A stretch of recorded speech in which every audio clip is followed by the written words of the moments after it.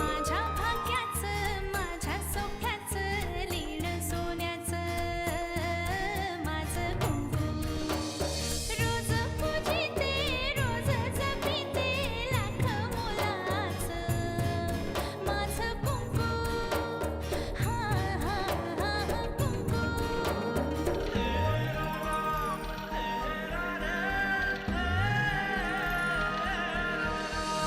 मन माझे घर झाले त्याचे मोर स्वप्नाचा दारी नाचे शब्द त्याचे अमृताचे स्पर्श त्याचे चांदण्याचे त्याच्या श्वासाचे त्याच्या डोळ्याचे गुज सांगते माझं कुंकू हा हा हा कुंकू हा हा हा कुंकू कसा वाटतो शंकर आपल्या जानकीसाठी? पहिले त्यांची ती नजर सतत माझ्याकडे काहीतरी मागते असं वाटत असतं मला. आपण जानकीचं लग्न लावून देऊया, पण शंकरशी नको. तिचा एक बालमित्र आहे, राजन त्याचं नाव. वयानं लहान मुलीशी लग्न करण्याच्या आरोपाला साहेबांना सामोरं जावं लागू नये म्हणून ही योजना. ए बाबा बाजूला की काय ऐकायला येत नाही का? घड्याळाचा काटा पुढे सरकत चाललाय. वाळूचे कण हातातून निसटून चालले. लवकर काहीतरी कर, नाहीतर त्याच वाळूचा कण होशील.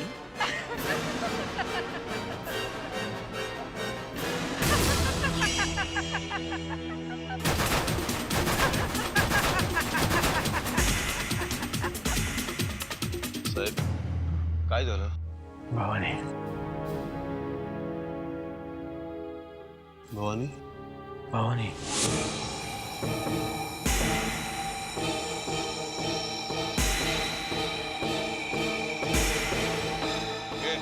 चल निघ इकडून.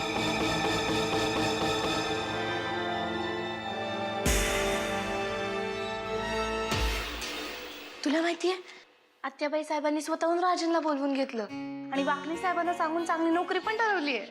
मग त्या राजनला इथंच बोलू की कामाला? अरे वा एवढा शिकलेला तो काय ठेवून झाडू मारणार आहे की काय? कधी येणार आहे तो इथं? आता येईलच 4-5 दिवसात. पण येताना आई बाबांना नक्की घेऊन ये. ताई बाबा मला मारणार तर नाही ना? नाही मारलं ना तर मी सांगणार आहे त्यांना की चांगलं फोडून काढा म्हणून.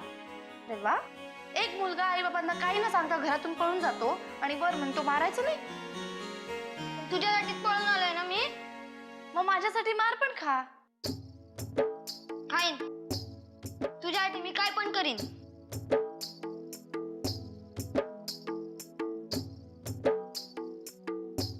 काय पण करशील? हो. येड्या गंमत करत होते मी. उलट ना आई बाबा इकडे आले ना की आपण इथेच एक छोटस घर घ्यायचं. चौघांनी मिळून खूप कष्ट करायचे आणि चिक्कार पैसे कमवायचे. चिक्कार पैसे जमले ना की आपण तुझं लगीन करून टाकूया. हो पण लग्न करायला एक मुलगा सुद्धा लागतो. मी मुलगा बघून ठेवलाय, लय भारी आहे. उगीच मोठ्या माणसांसारखं बोलू नको. अजून शेंबूड सुद्धा पुसतात नाही तुला. आता एवढ्या मोठ्या शहरात माझ्याशिवाय तुला आहे तरी कोण? म्हणूनच मी मुलगा बघून ठेवलाय. मग त्या नवऱ्या मुलीला सुद्धा कळू दे त्या नवऱ्या मुलाचं नाव. राजन. राजन ताई शेट्टी. जी फार चुरू चुरू चालायला लागली रे तुझी. मला माहितीये. एवढा फोन करता म्हणे राजन.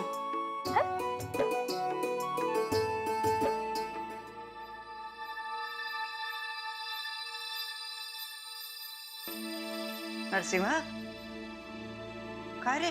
अरे काय झालं? मी कितीही नाकारलं तरी माझा पिच्छाच सोडत नाही ती. ती कोणती? थांब पाणी मागवते तुझ्यासाठी. नाही नको पाणी नको. पाणी घेऊन तेच येईल कदाचित. नको पाणी मला. अरे भानावर ये, भानावर ये नरसिंहा. भवानी माईला बघून भानावर आलोय मी. माझं मन मी कोणापाशी मोकळं हे करू शकत नाही. हातेबाई माझा मृत्यू अटळ आहे. अटळ आहे माझा मृत्यू. मी असेपर्यंत हे होऊ देणार नाही. कसा थांबवणार आहेस? कसा थांबवणार आहेस माझं लग्न करून? हसतील लोक, मला माझ्या भीतीची हेडलाईन करतील. नाही नाही. पण नरसिंहा, हे लग्न तुझ्या फायद्याचं आहे. प्राण गेला तरी मी हे लग्न करणार नाही. त्या मुलीशी तर अजिबात करणार नाही. असा अभद्र नको बोलू. नको असा अभद्र बोलू. तू चाल बरं, तुझ्या खोलीत झोपतोस? नाही, हा? नाही, विश्रांती घे तू आधी. हा, मग बरं वाटेल तुला. मी एकटा नाही जाऊ शकत हातेबाई. बरं, मी येते तुझ्या बरोबर. मी पोचवते तुला. चल, हा, शांत हो आधी तू. मला माझ्या बरोबर चला हातेबाई. येते ना? चल चल, अजिबात घाबरायचं नाही.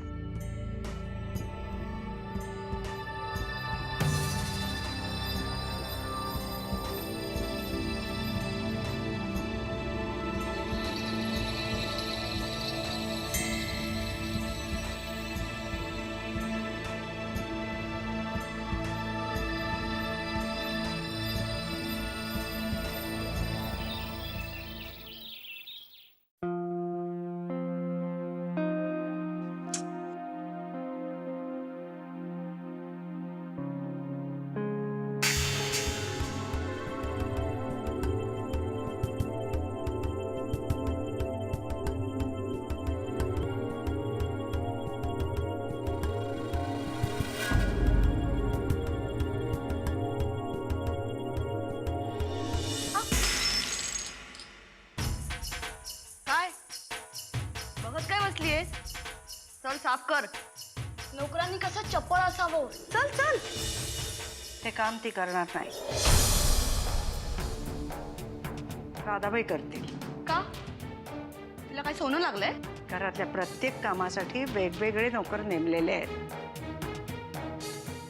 जानकी, तुला किती वेळा सांगितलं मी, झाडू मारणं, फरशा पुसणं हे काम तुझं नाहीये. नाही, पण मी लवकर उठते सकाळी, तर म्हटलं की अगं मग नको लवकर उठूस. अरे काय चाललंय का या घरात? नोकराची इच्छा आहे, पण मालकालाच कामाची एलर्जी आहे. ती नोकर नाहीये, सुमित्राची सोबतीण आहे. मी अजून सुमित्राला पण मालकिणीचा दर्जा दिला नाहीये. हो, पण आम्ही तो दिलाय. ते दिसतच आहे आजकाल तिच्या वागण्या बोलण्यातून. ती काल मला उलटं बोलली, तेही तुमचं नाव घेऊन. ज्याची चूक असेल त्याला शिक्षा भोगावी लागेल. सुमित्राची चूक असेल तर तिला भोगावी लागेल. ते वेळ आल्यावर बघूच. ए चल ग, माझी खोली झाडून घे. जानकी, तू खोली झाडायला जाणार नाहीयेस. मग तिला देवघरात ठेवा. तिचं तसंच नशीब असेल तर तसंही करू.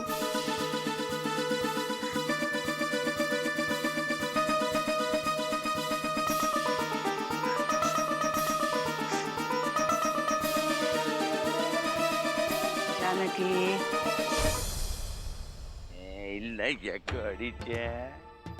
गाडी आणि बाई दोघी सारख्याच. यांच्या मनातील तेव्हा दिवाळी आणि यांच्या मनातील तेव्हा शिमगा. अरे वा, तोंड उघडून नकार घंटा वाजवायच्या आधी सांग वनिताबाई कुठे आहेत. वय मालक, अहो तुम्ही सांगितलेल्या पत्त्यावर मी जाऊन आलो, पण तिथं तोतापुरी आंबेवडं कुलूप होतं. अरे इकडे तिकडे गेली असेल, गावात चौकशी करायची. वय केली चौकशी मी, मग पण वनिता नावाची बाई त्या अख्ख्या गावातच नाहीये. वाकणीसनी पत्ता बित्ता तर कट नाही ना केला, मारली बिरली तर नाही ना. आणि मला नाही वाटत वाकणीस त्या थराला जाईल म्हणून. आणि वाकणीसनी कुठल्या थराला जायचं हे आमच्या घरातून ठरते. वय पण थोरले मालक बी या थराला नाही जाणार. ए दादाची भलावणी केलीच ना तर मी कुठल्या थराला जाईन ते दाखवीन तुला.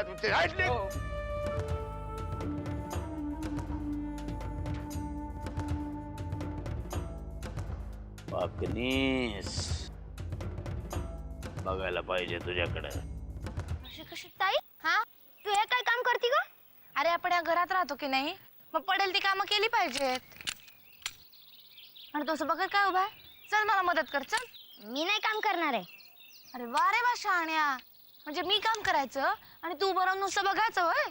आत्याबाई साहेबांनीच मला सांगितलंय काम करायचं नाही म्हणून. हा काम करायचं नाही म्हणजे स्वतः आता जेवलेलं ताट सुद्धा उचलायचं नाही असं होत नाही. मला शाळेत कधी घालणार आहे ताई? आता मला मदत केली तर उद्या. तुम्हाला शाळेत घाल, मग मी तू सांगशील ते काम करीन. गाडी धुईन, घर झाडीन. अरे बाबा गंमत करत होते मी. आत्याबाई साहेबांनी ऐकलं ना तर तुला शाळेत पाठवतील आणि मला घराबाहेर काढतील. नुसतं बसून पण कंटाळा आलाय. असं वाटतं कुणीतरी काम द्यावं, मग ते काम काय बी असो. आता मला मदत कर म्हणते तर होत नाही तुझ्याच्याने. तू नुसती सांगतेस, नंतर करायला गेलो की थांबवतेस. मीच लाडावून ठेवलंय तुला, बाकी काही नाही. माझं लग्न झाल्यावर मग काय करशील? तुझं लग्न झाल्यावर तू कशाला? राजन दादा आहे की माझं लाड करायला. वरच राजन राजन करायला लागले रे टोणे तुझे. राजन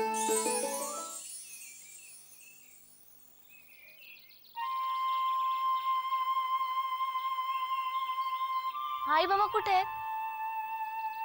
ना आले. नाही आले म्हणजे कुठे ते कळलं तर असेल ना. नाही.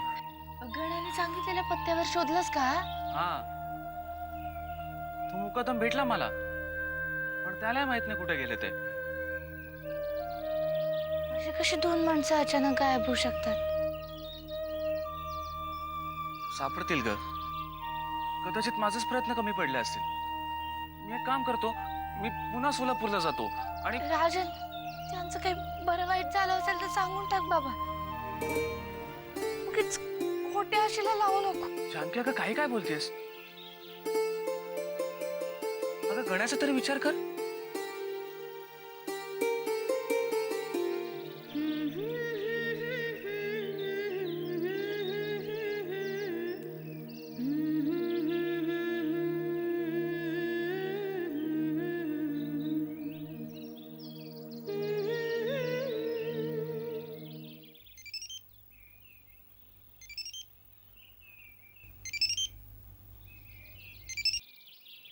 बोला आदरणीय.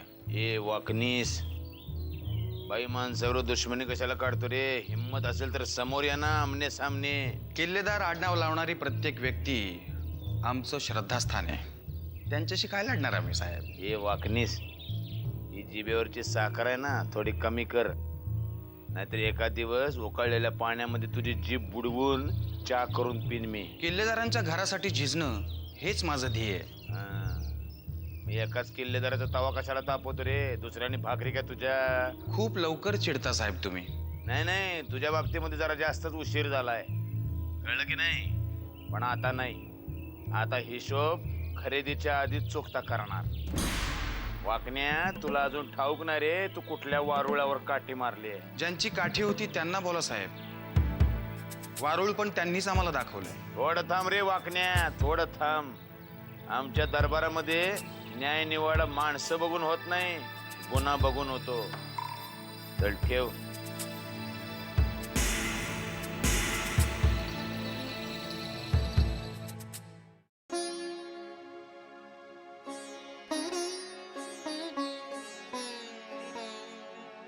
आणलं बोलवून राजनला. तर आता पुढची 5 मिनिटं तू काही बोलायचं नाहीस. मी मुलाखत घेणार आहे तुझ्या मित्राची. घ्या की, सगळी तयारी करून आलाय तो. तू जरा गप्प बसशील तर ना. चुकलं बोल ना काहीतरी. शिक्षण काय झालंय तुझं? BA झालाय, ते पण नंबरात. चुकलं का? घरी कोण कोण असतं? मी आणि आई, आम्ही दोघंच असतो. नोकरीसाठी कुठे कुठे हिंडलास? अख्खी मुंबई पालती घातली. आता तुला पायपीट करायची काही गरज नाहीये. वाकनीसांशी बोललीये मी, ते बोलतील तुझ्याशी. तुमचे खूप उपकार होतील माझ्यावर. मी हे आयुष्यभर विसरू शकत नाही. अरे उपकारांची आठवण ठेवण्यापेक्षा दिलेलं काम मन लावून कर. आणि हो, मला असं कळलं की तुझी आई आजारी असते. कॅन्सर झालंय तिला. अरे पण मग असं घाबरून कसं चालेल? योग्य उपचार केले तर होईल सगळं व्यवस्थित. चांगल्या हॉस्पिटलमध्ये खूप जास्त पैसे मागतात. पण आता तू नोकरीला लागल्यावर मिळवशील ना पैसे. आणखी एक गोष्ट लक्षात ठेवायची, कुठलाही प्रश्न डोळे गाळून सुटत नाही, त्याच्यासाठी कष्ट करायला लागतात. तेव्हा कष्ट करायची तयारी पाहिजे. तर डोळे पुस की, सांगितलं ना त्यांनी. तासभर तू सुद्धा रडतच होतीस ना. तिला काय झालं रडायला? मी सोलापूरला गेलो होतो तिच्या आई वडिलांना शोधायला, पण ते नव्हते तिथे आणि कुणालाच माहित नाही कुठे गेलेत ते. मी सांगते वाकणीसांना, ते करतील चौकशी. खूप दिवसात त्यांना पाहिलं पण नाहीये. हो, पण म्हटलं ना रडू नकोस म्हणून. त्यांना शोधायची जबाबदारी माझी. बस जा बरं, सगळ्यांसाठी छान चहा करून आण जा.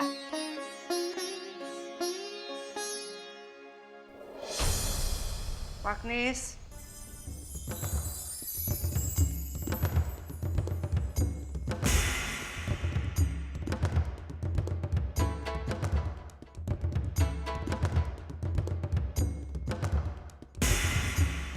वाकणीस, माझं झालंय बोलून त्याच्याशी. पुढचं सगळं तुम्ही बोलून घ्या.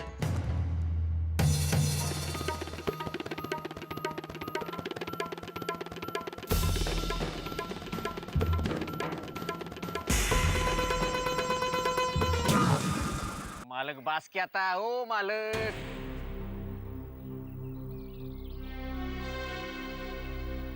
अरे घेऊन ये की रे दुसरी. अहो बास मालक. असे हातपाय बांधलेले, मुसक्या दाबलेले बैल पाहिलेच काय कधी नाळ ठोकताना? अहो आम्ही सावकार माणसं. आता दावणीला बांधलेले बैल सोडून आणायचे एवढंच आम्हाला कळते. मग किल्लेदारांचा हा तिसरा बैल बघ, बघितलंस का? ठोका तिच्या आईला, आमच्या पायाला नाळ ठोका. लोकांना वाटते बैलामध्ये काय सहनशक्ती आहे. कुठली सहनशक्ती? आतमध्ये काय जळते आमच्या आम्हाला. मालक, मी बंड करा बंड. म्हणजे ना नरसिंहरावचे विरोध घेत ना असे नाचतील बघा. या कनाळ्या तुझी अक्कल आहे रे. बंड केलं तर मी दारू चकना याचे पैसे कोण देणार? पैसे तिथनं येत आहेत. अहो मग तुमची किंमत काय राहिली? बाणगुळ बघितलं का? बाणगुळ दिसायला झाडासारखं दिसतंय, हिरवगार, पण झाडाचा एक पण गुणधर्म नसतो त्याच्यात. पण बाणगुळला झाडाची गरज असते, झाडासाठी बाणगुळ मात्र ओझ झालेला असते. तशी अवस्था आहे आमची. तुला सांगतो राग्या, हे किल्लेदार नावाचं झाड आहे ना, हे मुळात सकट उपटून टाकायचंय मला. आणि गावामध्ये बाणगुळ्यांची बाग फुलवायची. आमचं काय करणार? मला गांजाच्या शेतीत रस नाही. चल फुट गांजा फुट. मालक, तुमचं देवळातलं निर्मल्य आलं. जावई बापू, तुम्ही गावात आल्याचं कळलं म्हणून तुम्हाला भेटायला आलो होतो. तीर्थ घ्या आणि निघा. निघतो, पण जाण्यापूर्वी एक सांगायचंय. काय? काल रात्री माझ्या स्वप्नात शंभू महादेव आले होते. मग या नंदीवरने मिरवणूक काढू काय?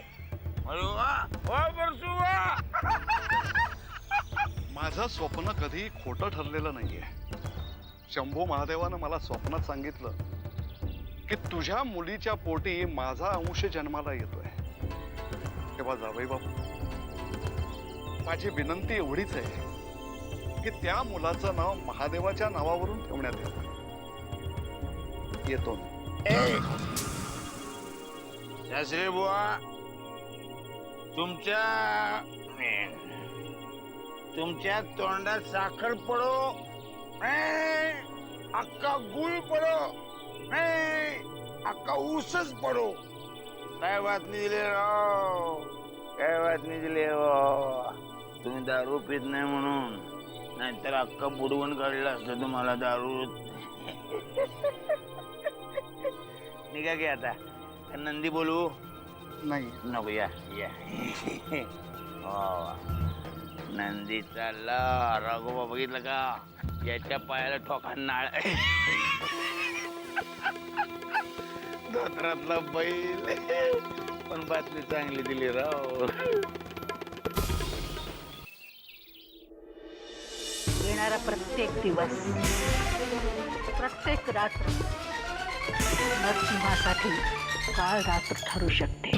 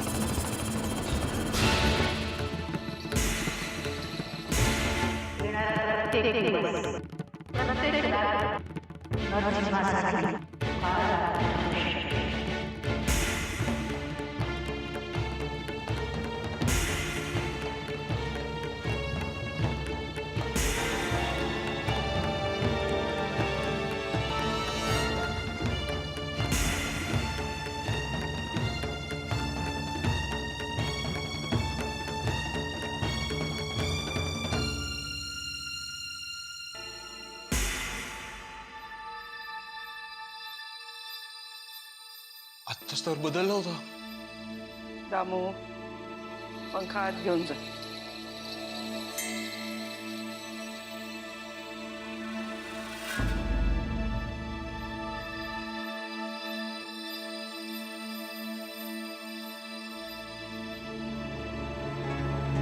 उठ बाळा, उठ.